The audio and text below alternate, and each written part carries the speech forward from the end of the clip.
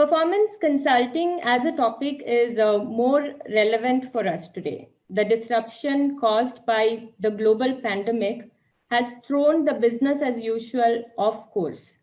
So as L&D professionals, we need to change the conversation and focus on what's really important to business as it reinvents itself. A conversation that doesn't just talk about learning value, but about business value. A conversation that doesn't stop at learning measures and metrics, but begins by identifying the business outcomes that can be achieved by actively engaging with L&D. What really helped me zero in on the topic of performance consulting are some pertinent questions that L&D professionals continue to ask. As a process and approach, performance consulting is perhaps an answer to all the questions that you're seeing on the slide. Performance consulting helps us keep pace with the changing demands of the business because it is so deeply rooted in the business context. It helps us build capabilities for the organization that are needed for desired performance changes. It helps us create value, make an impact, measure it, link and label it to the business goals. We have gotten used to asking the question, how can L&D remain relevant? Instead, we should change the language and ask how L&D enable business to remain relevant as they reimagine, reinvent, and transform themselves. The simple definition of performance consulting is that it is a strategic process to improve, measure, and sustain organizational results. Also, performance consulting, human performance improvement, human performance technology, performance thinking, these are all terms and jargons that have been used interchangeably by multiple authors and institutes. As you read through these definitions that are there on the slide, what are those common themes or keywords that grab your attention? More importantly, when we think of performance consulting, what are the phrases and words that comes to our mind?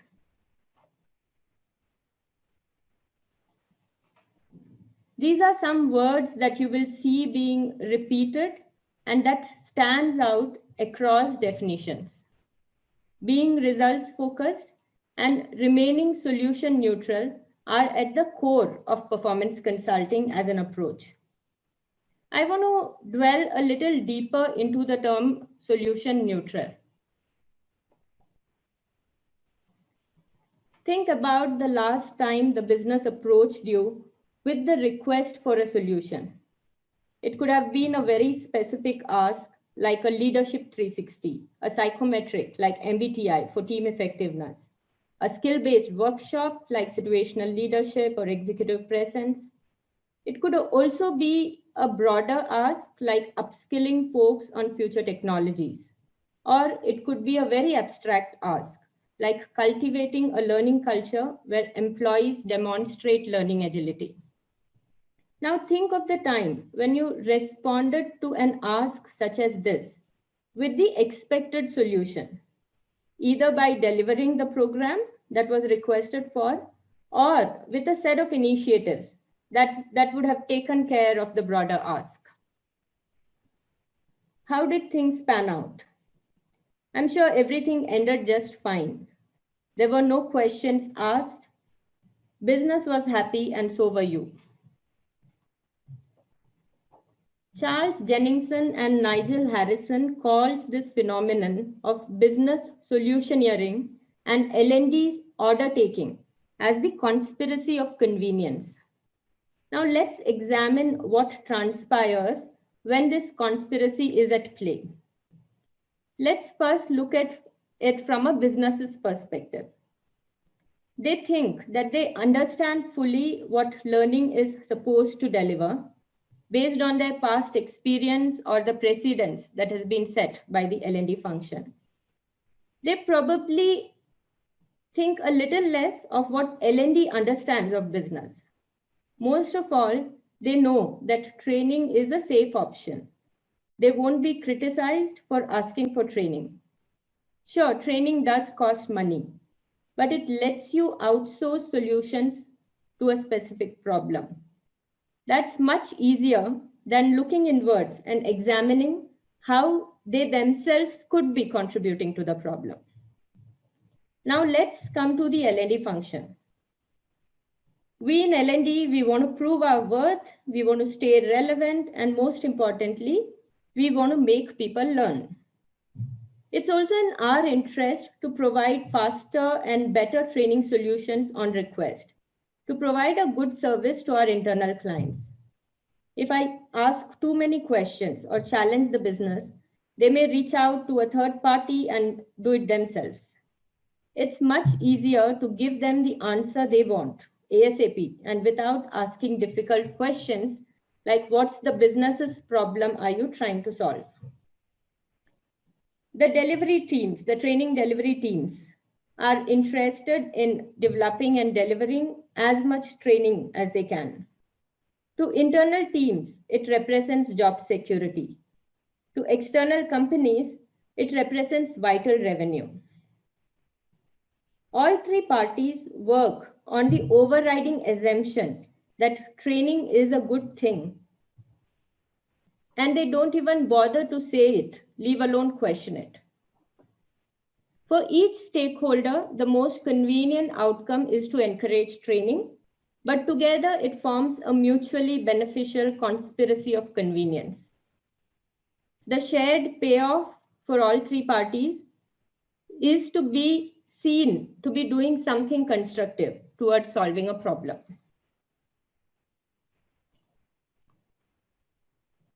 So how do we get out of this loop as L&D professionals? Yes, the obvious answer is performance consulting. However, is all the theory, frameworks, tools, and techniques that we know, are they enough to break out of this conspiracy? It really boils down to how you and me show up as consultants. So what personal resources would it truly take for us to be successful performance consultants? I started thinking about my successes and failures and what was at play when I was able to play the role of the performance consultant. Like you, I have experienced resistance to my ideas. I have navigated the unspoken systems of my organizations. I have fallen into the conspiracy trap. But I have also seen the impact that authentic and committed business relationships can create. It took me a fair share of failures before I realized that it is more than the expertise that you bring on board. Businesses doesn't necessarily want to work with expert. They don't want to work with someone who comes from a one-up position of I know and you don't know. The differentiation is in how you show up as a consultant, how you listen, pay attention, how you connect with people, relate with the client's mindset, how quickly you understand them, and how courageously you guide them to do the right thing. I came up with a model that grew out of my own failures and successes, and that demystifies the concept of performance consulting with a consultant worldview. I'm really excited to be able to share this with all of you today with the hope of building on it with your experiences and feedback and co-creating something that will be meaningful for the L&D community. I would like to introduce the 8C framework of successful performance consulting. This mental model is inspired by multiple models and frameworks that I have read about and that I have used. As I walk you through each of the C's, I will also try to map it to existing frameworks, tools, or techniques wherever relevant. So if some of you are looking for more information on those concepts, you will definitely receive a nudge and a reference here, but I'm not going to dwell into any of those topics in detail.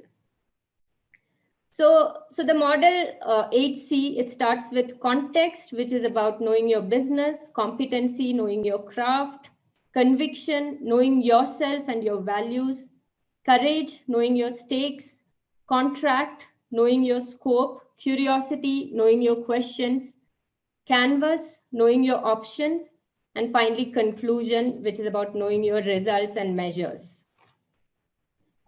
Let's dive straight into the first C, which is context and which is about knowing your business.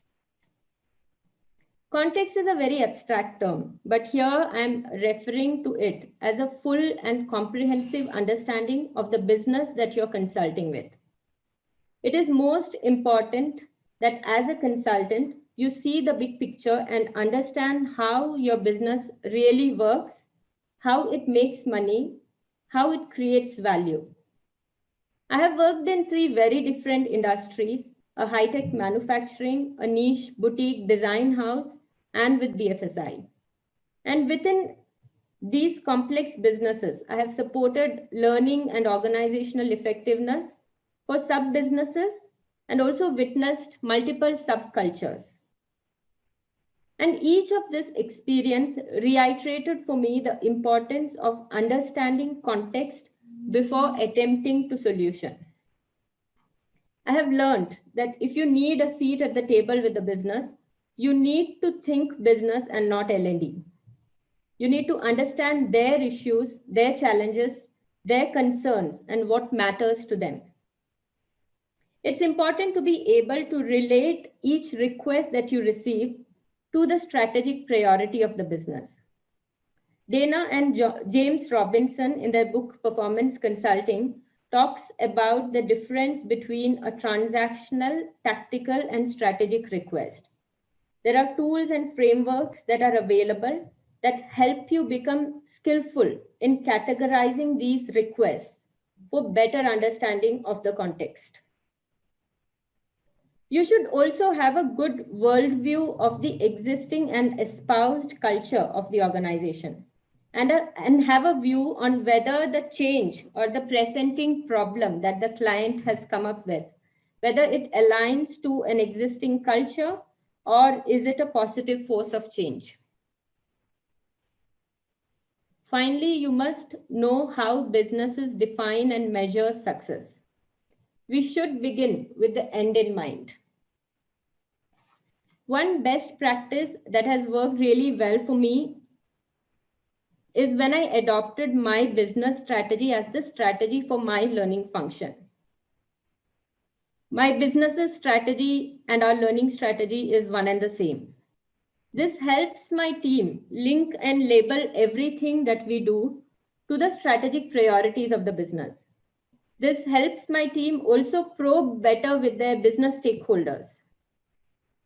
I believe that L&D is means to an end. It's a part and not the whole. And my biggest learning is that sometimes we have to sub-optimize the part to optimize the whole.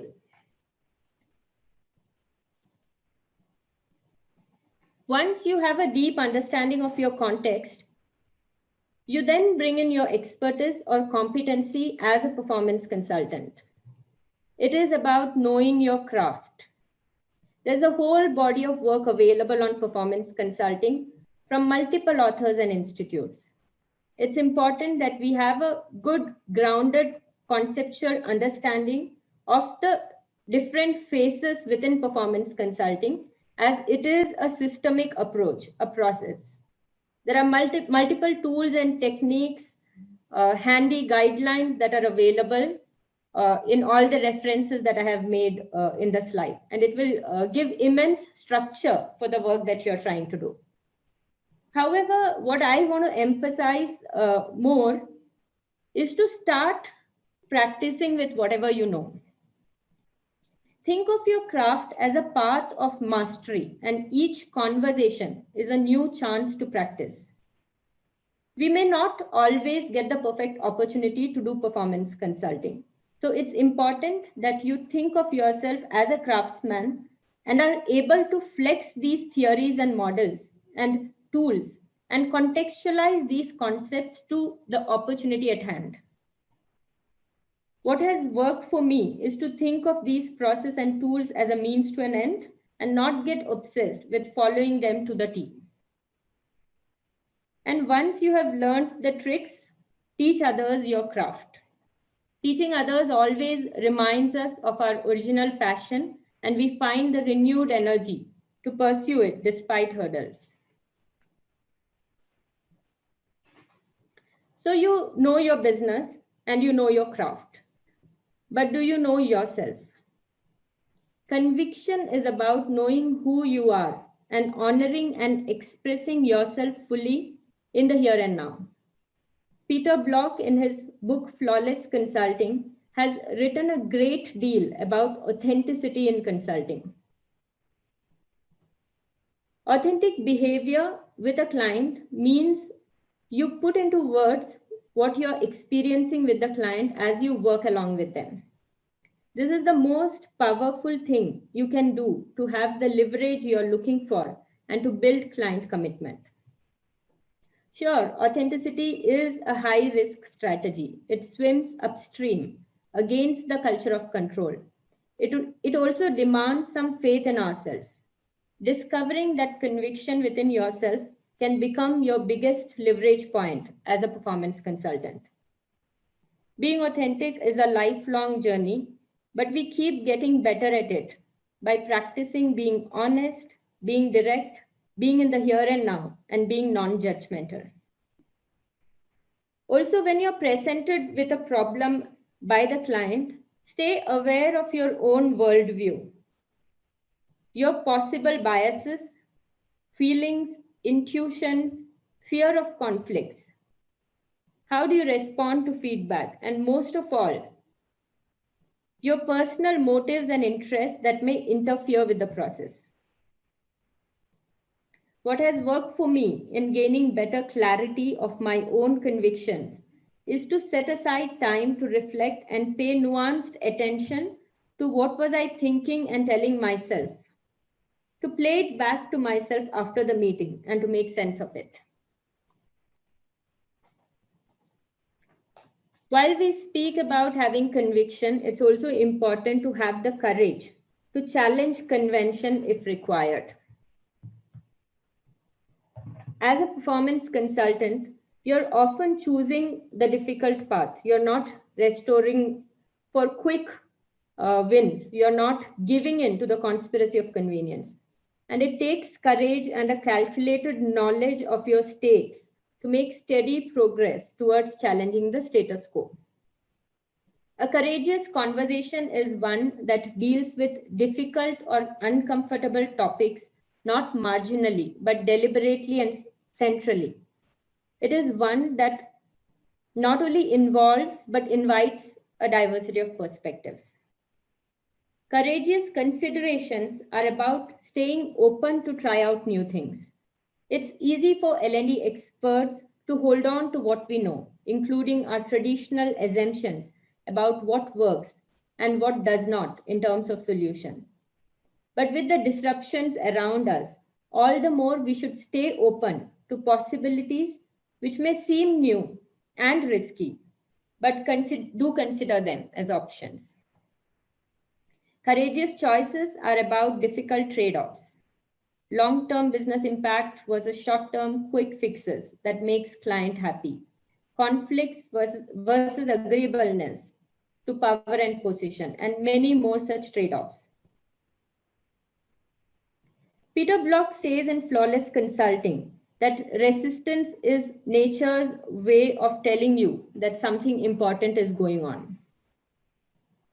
You need to be aware of where your own resistance could be coming from and where your client's resistance could be coming from. Peter Block also says that the client has always contributed to the problem in some way or the other, and it does take courage to guide your client to start thinking about the same and how they can be less part of the problem and start becoming part of the solution that you're recommending. Again, when failure happens, it's better to courageously confess and not to defend. Finally, it's about knowing your stakes. So each of us are our own judge in terms of how much risk, what battles, and how far we are willing to go.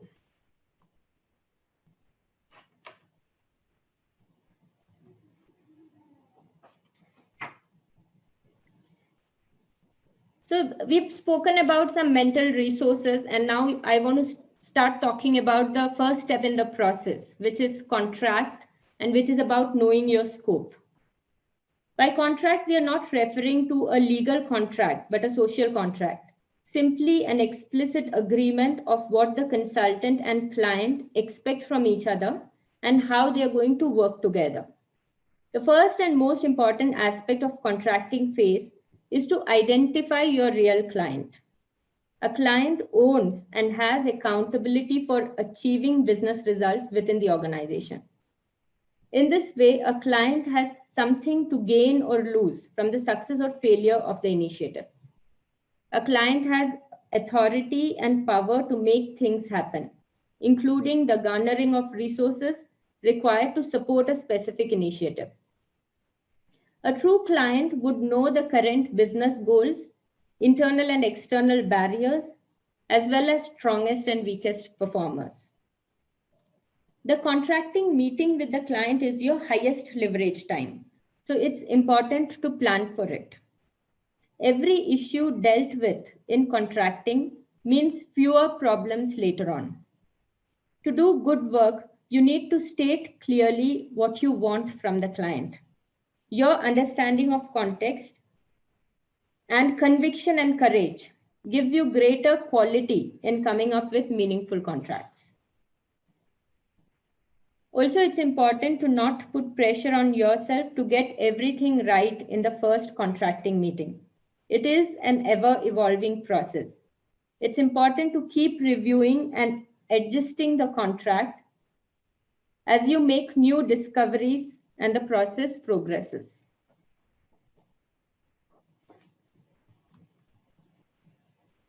The next C is curiosity, which is about knowing your questions.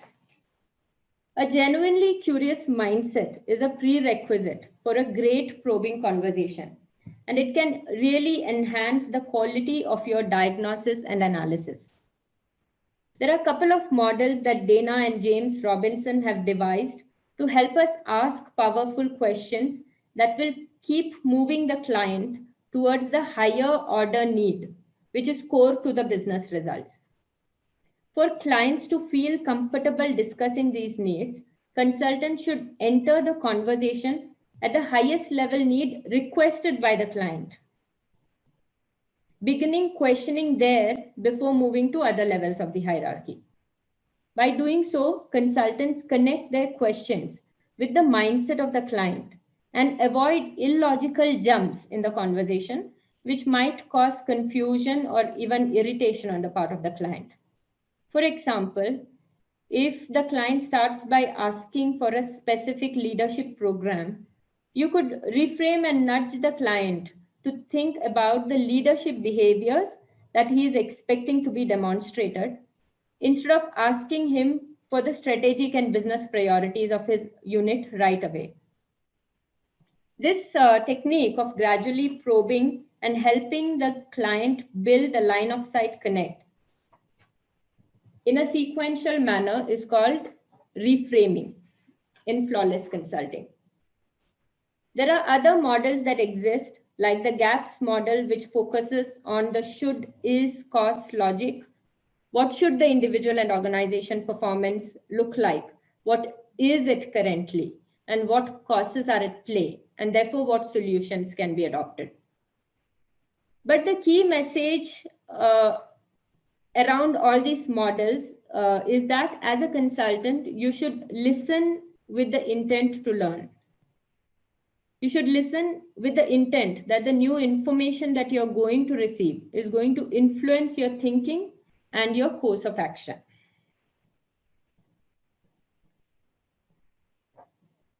Now, once you have diagnosed and done your analysis, you enter the solution phase. One of the common mistakes during this phase is a phenomenon called training the victim. where the problems at the strategy, structure, process, and culture levels are conveniently misdiagnosed as capability issues, and employees are sent for remedial training to fix their capability gaps.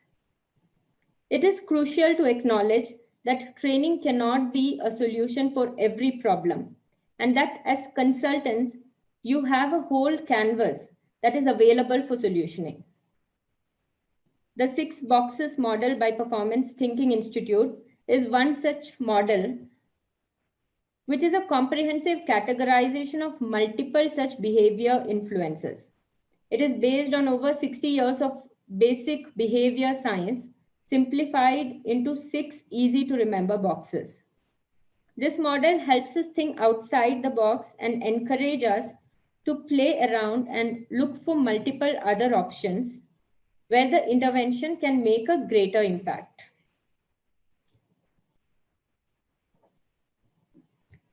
Finally, once you have successfully implemented your solution, it's time to link back the outcomes to the business results and calculate ROI, report out sustained results, behavior changes, and impact on performance. If you have done performance consulting skillfully, then this will be an easy step, because you would have identified the measures in the beginning itself, and now it is about tracking it and reporting it out. There is no one way of showcasing impact. In line with the essence and intent of performance consulting, it should be a measure that is meaningful to the business and showcases how the needle has moved in terms of the performance and business goals that we set out to achieve. What we often miss out on at the end of any consulting assignment, whether internal or external, is a wrap-up conversation where we take stock of how the project or intervention went. Taking time out to not just celebrate the success, but discuss the opportunities, learnings, and sustainability measures. Not just with the client, but with your own team, other stakeholders. But most importantly, spending time with self and reflecting on the experience for what it meant for your own personal growth as consultant. So that brings me to the end of my model, the 8C model. I want to leave you with the thought to be intentional in your practice as performance consultants. Don't wait for the perfect opportunity and to dive into it. Think of your own mental resources. Use the model that I shared, add to it, or create your own. But ensure that you reflect on how you're doing and how you're growing in your journey to being a performance consultant that you're proud of.